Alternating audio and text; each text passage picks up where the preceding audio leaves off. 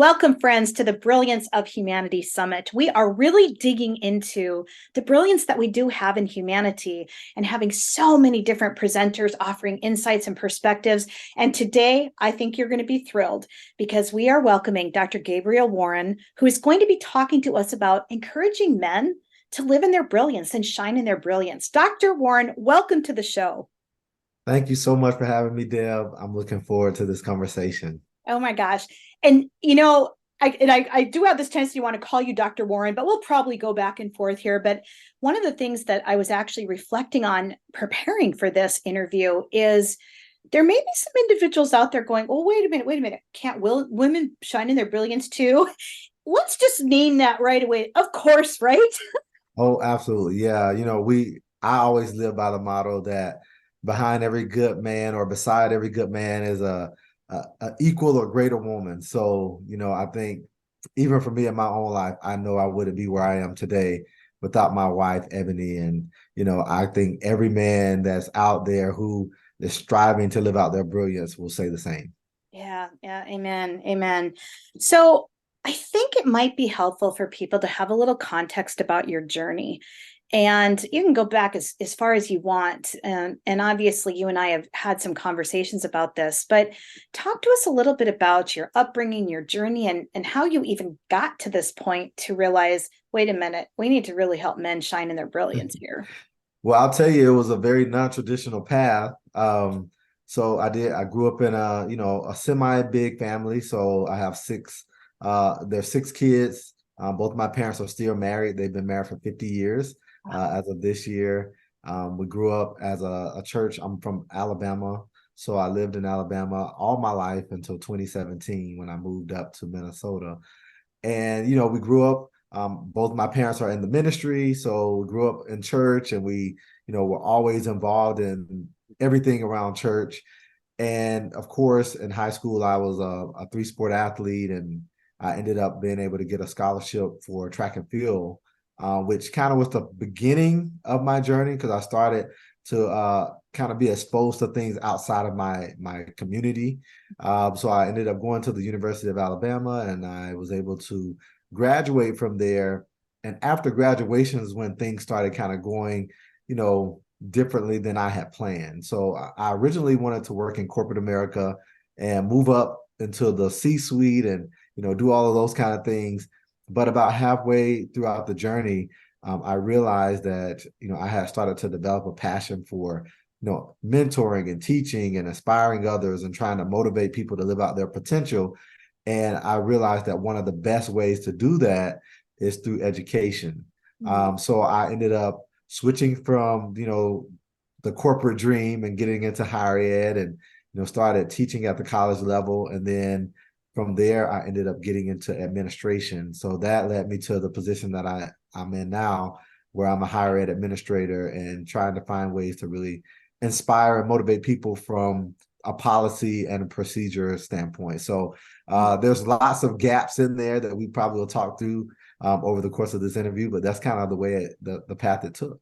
Yeah, amazing. And actually, I just have to ask this. So as you're talking, I'm thinking, how does one go from the warm climate of Alabama to Minnesota? This is kind of a thing. Yeah, definitely. It was following the job. So one of the things that, one of my mentors told me was, especially if you're trying to get into higher education or a career in that industry, is you have to go where the opportunities present themselves. I mean, you and I both probably know people who have worked in higher ed and education for many, many, many, many years. And that's great, but it can be a little frustrating if you're someone who's trying to get into that career because the jobs aren't available all the time. So for me, it was an opportunity for me to, like I said, switch from one career to the next. And it gave me a chance to really kind of get into a path that I felt like was really going to set me up for the future of my career. And I think my family was very supportive and we made the move and, it's been a great decision. Wow. So at some point in here, it feels like, I don't know, you talked about the mentoring and the training and the teaching, but at what point did you realize we've got a gap here with men and shining in their brilliance? And I'm curious, like, what did you start noticing or how did you start identifying that we have a gap here, something's missing?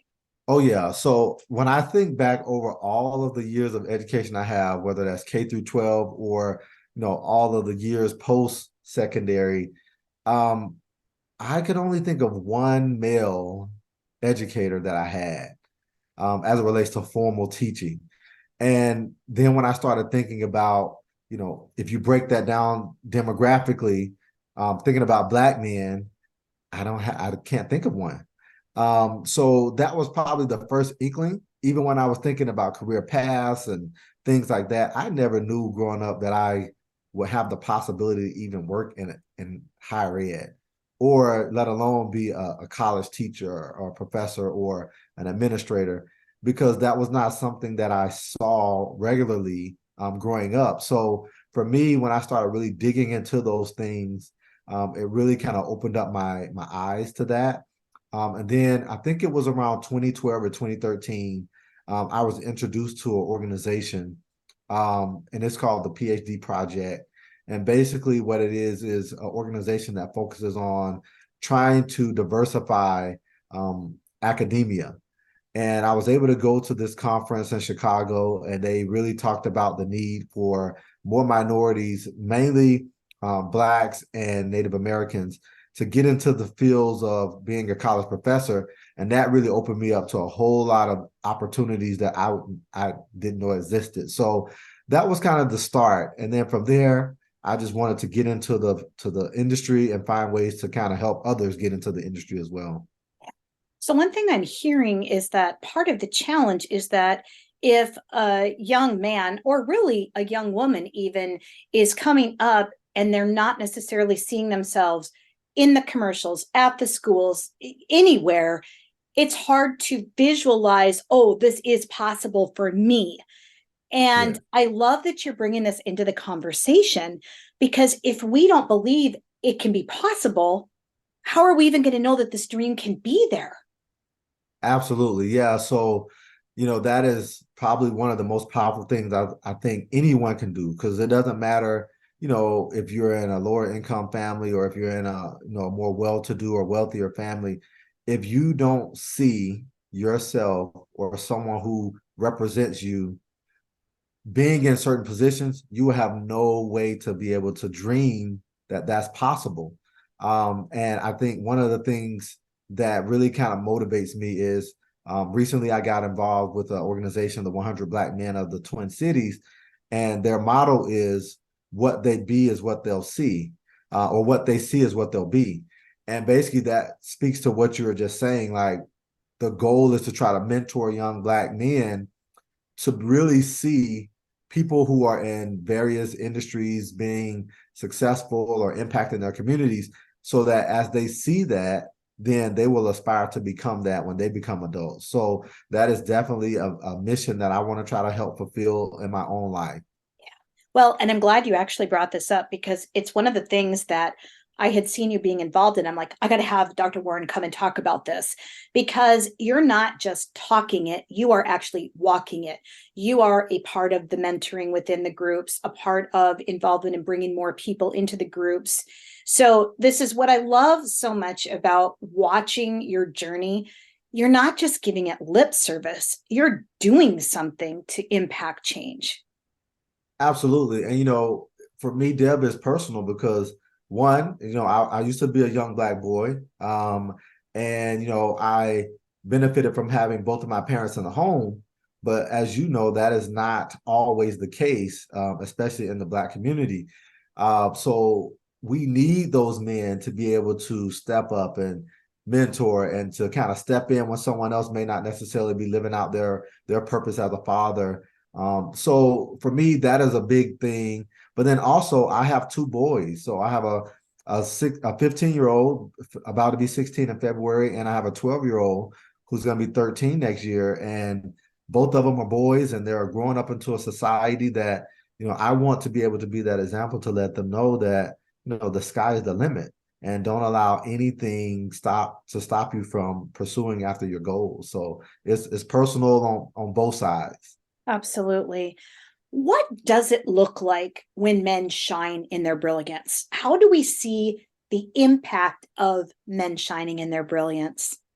Well, I think you see stronger communities, and that comes from you see men helping out when, again, maybe there are single parents in the communities. Men are helping out to serve as volunteers or to coach the youth programs or the sports teams or volunteering in the schools, or when there's things that need to be addressed, whether it's, say, like at the school boards, they're at the meetings, they're showing up, they're helping to rebuild homes.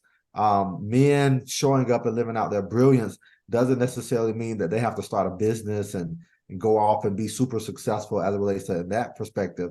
Is being in their homes, representing what it looks like to be the male of your home and to lead your families well, and to just take that lead. And I think that's where if we can get men living out that purpose and showing up every day, being confident in who they are, then we will start to see the crime rates go down, and we will start to see even our young women knowing their true value. So things like that, I think, is what we will see as we see men live out their brilliance. I'm so glad you just brought in the young women piece of this also, because that was actually where I was kind of curious to go is, so what about the women? I don't know if I necessarily want to call it our role in this, but there is an impact to the women. And also there's how do women support and equip men? And I sort of like giving permission to live in their brilliance. That might sound a little weird to name it that way, but I think there's something here to talk about.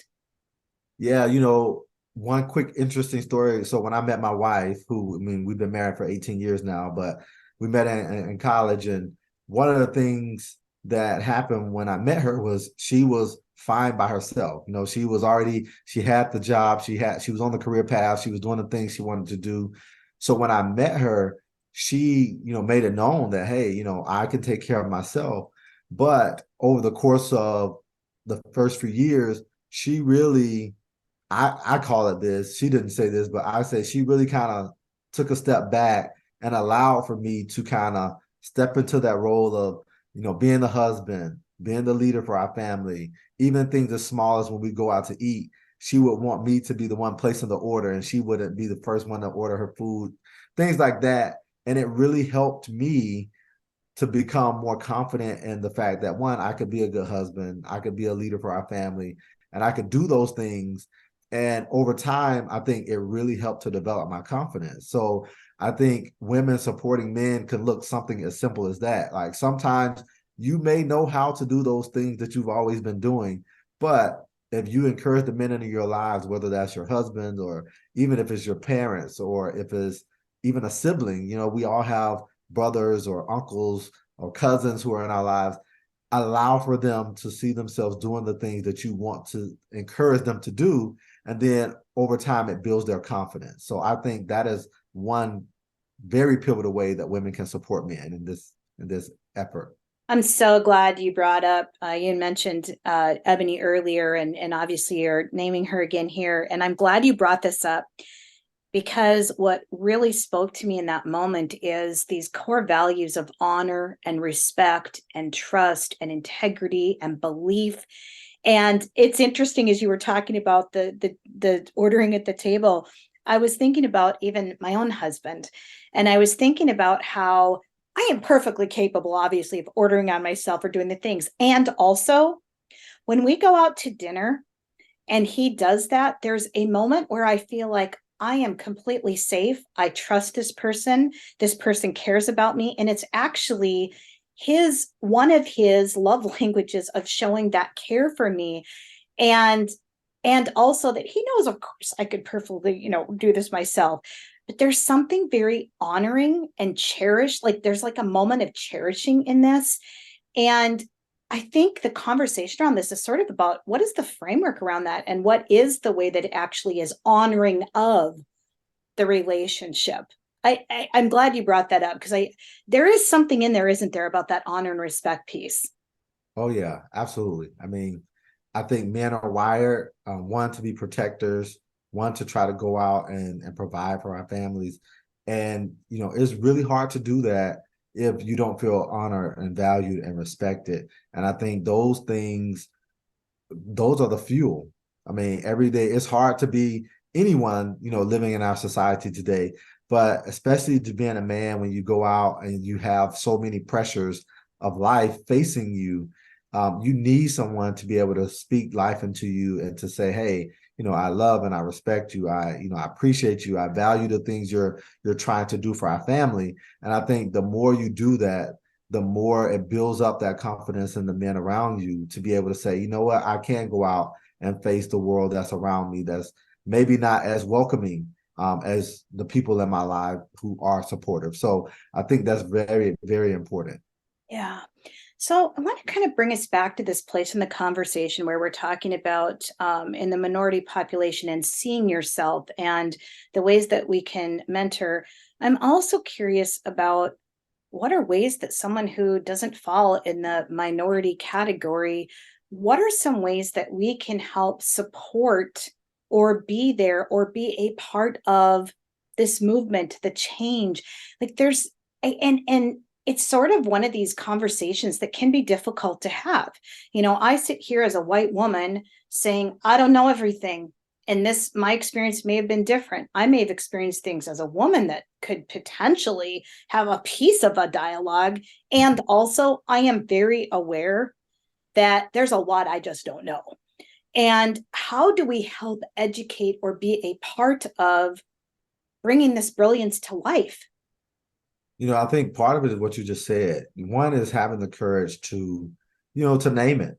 I think that's so important. A lot of times we, as a society and as people, we are so afraid to like name things because we don't want to be canceled or we don't want to be, put out there or put on blast or whatever. But I think it's important to name things.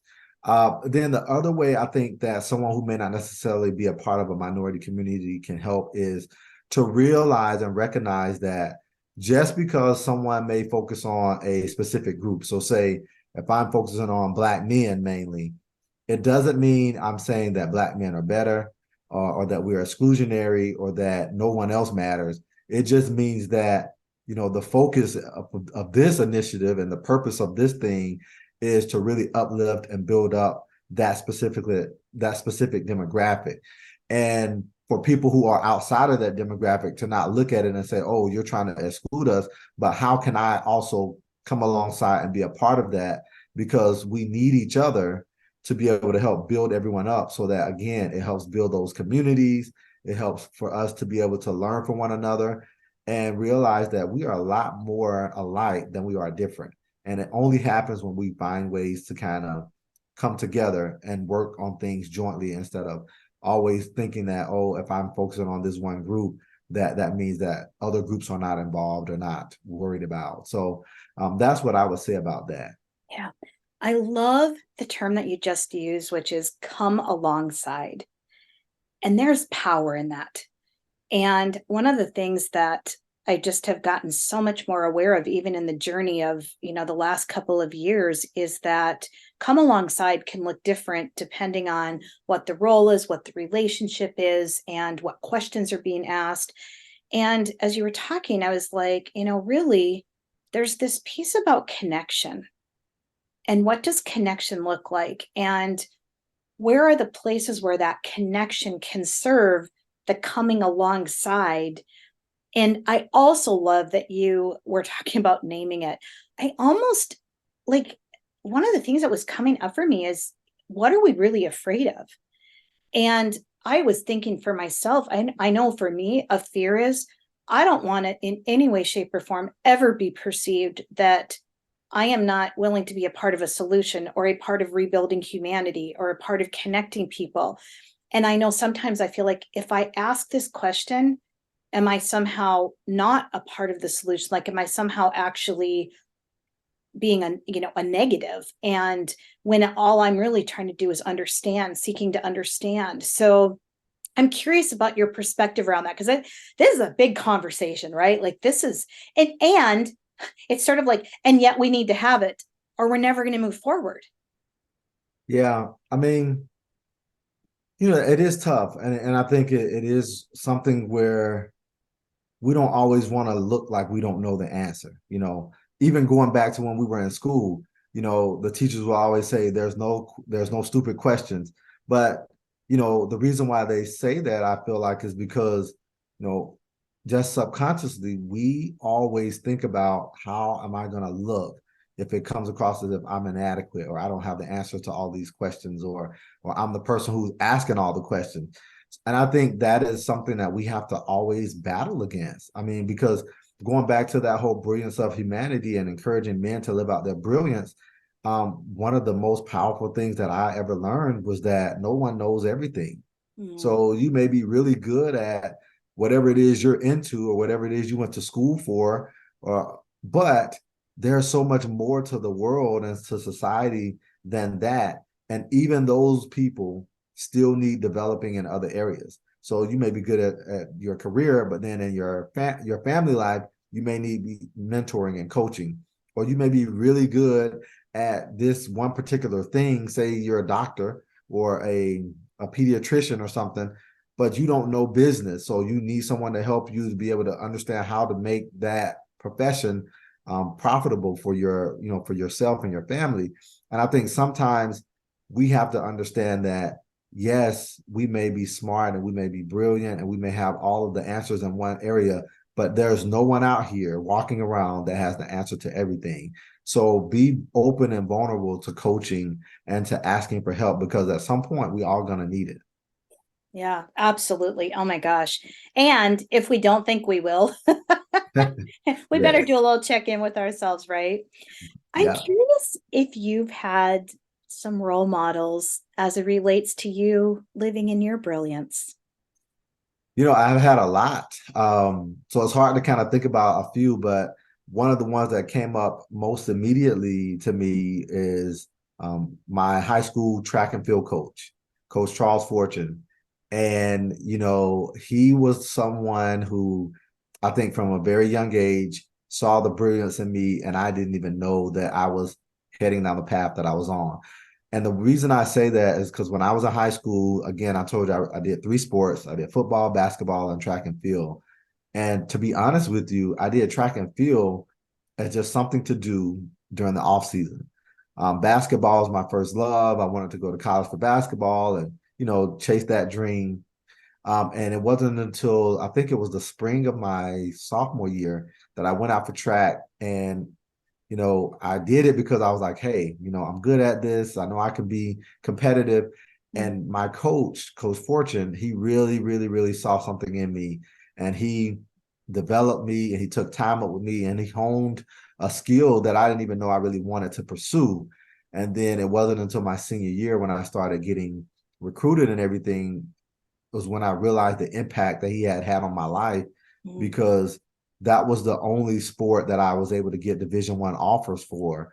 And, he took me around and he helped me to be able to develop that skill. And that was the thing I think that kind of opened the door for so many more opportunities that I know I wouldn't have gotten if I hadn't taken the path that I took. So I would say he would be the one that stands out to me the most, and probably the first mentor that I could think of that really helped me in so many ways. Yeah. I get curious about, isn't it kind of an interesting thought to think about how many young men, specifically young Black men that you're working with on these projects you're doing, will name you Mm. as one of those powerful influencers. And if you weren't shining in your brilliance and leading with brilliance, that wouldn't be possible. Well, thank you for saying that, because, honestly, a lot of times when we get so focused on doing the work and just trying to really be impactful in our communities, we don't always take the time to think about like the people that we may have already helped along the way. Um, because there's honestly so much work to be done. There's so many things you want to accomplish. Even though you may have accomplished things already, you don't stop and always celebrate, which is something that, you have to also try to work on. But that was really nice hearing you say that, because yeah, there probably are people along the way that I've helped that I may not ever know about. But it's good to know that those things are happening and the potential is there. And, it just keeps me motivated to try to help more people. Yeah, absolutely. So let's talk about where men start. Where should men start with this concept of living out their brilliance? So I think the first thing is understanding that, we need you. Like I'm needed. I'm needed in my homes. I'm needed in my community. I'm needed in my family. And I think just being able to wake up each day, look yourself in the mirror, and say, you know what, I'm needed. I'm important. I'm valued. I'm not what the people say on television, because when you think about the way that society sometimes talk about men, it's not always encouraging and uplifting. So, I mean, maybe that's a start. I mean, turn off the TV and stop looking at all of the negativity on these reality shows and things like that, because I think that those things are not helpful to what it means to be a man and a real man in our society. So, I think that's where you start, is just kind of with that self-talk and just building yourself up, because, once you do that, then I think it helps you to be able to step out and face the world. Hmm. Oh, I love that. And what I also love is that really it could be a complex step, but it can also be a simple step. Mhm.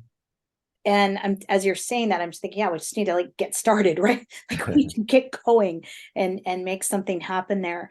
What advice would you give to people who are maybe feeling like they're up against the wall right now and just not like the men can't see their brilliance, like they're stuck. They're kind of in a stuck of I just can't see it, Gabriel. I can't see it. Yeah, I will say that it's very important to find a mentor.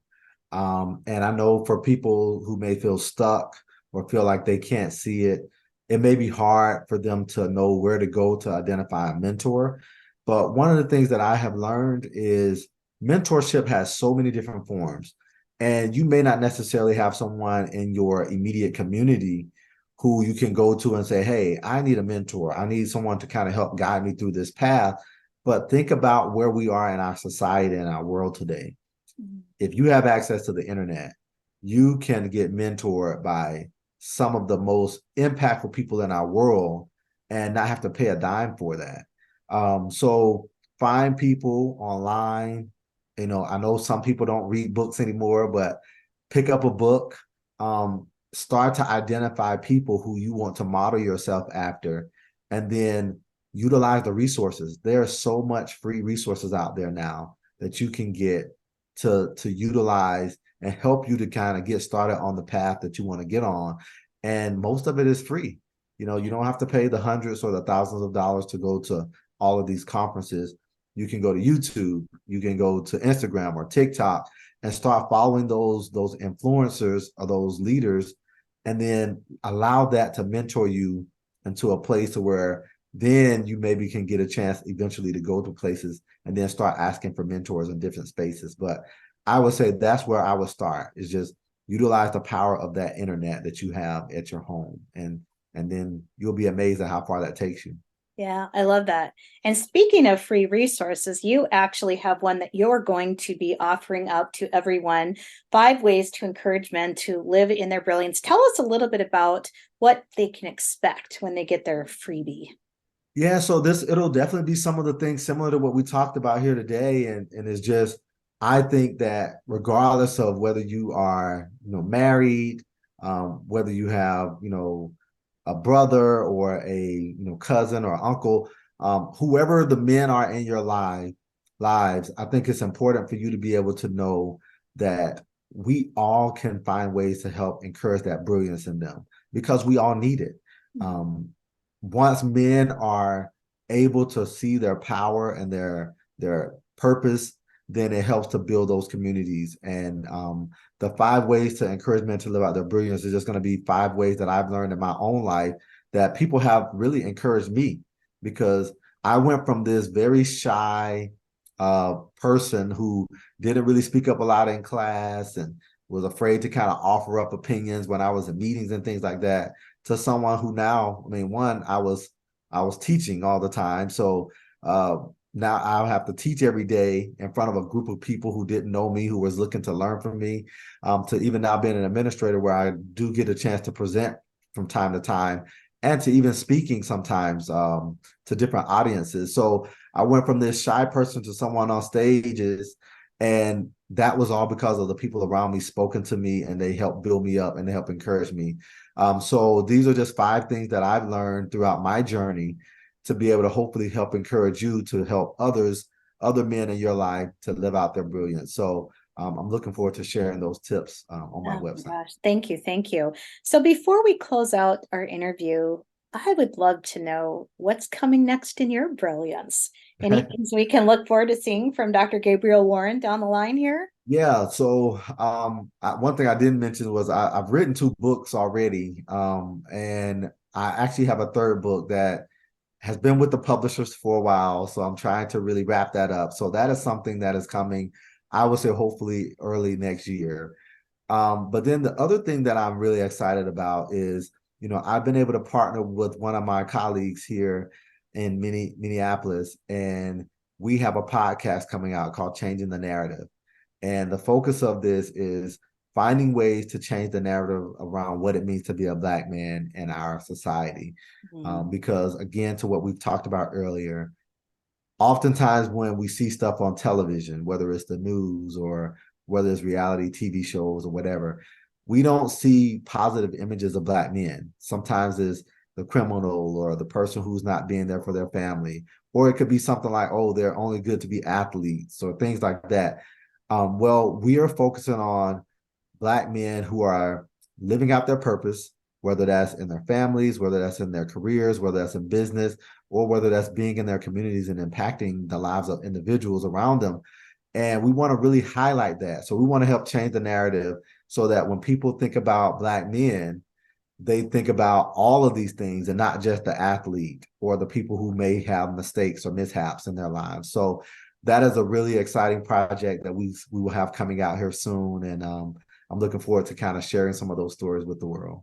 Oh my gosh, I am excited. I want to listen to it. I love this. And what I just love so much about chatting with you today is I'm feeling a sense of hope. And I can see this transformation through this work that you're doing, the volunteering, the mentoring, the educating, the podcast, the writing of the books. You truly are changing the narrative of what it looks like to rebuild humanity and come together and walk alongside each other to really transform our world. Well, thank you, Deb. And it would not be possible without people like yourself because, if we are going to really change the narrative and we're going to really do this work together, it takes people like you who have platforms and you're willing to kind of bring people on like me and be able to allow us to share that with your audience because, I may have a certain audience of people that I normally impact, but you also have a different audience. And coming together, now we're able to reach people that we wouldn't have reached on our own. So I think that's important to also state because we need people like Deb McGregor's to be able to say, hey, I'll open the door for you and we can walk through it and do it together. So thank you for, just allowing for me to be able to have this space to share. Yeah, thank you. I just am so honored that you chose to come and be a part of the Brilliance of Humanity Summit.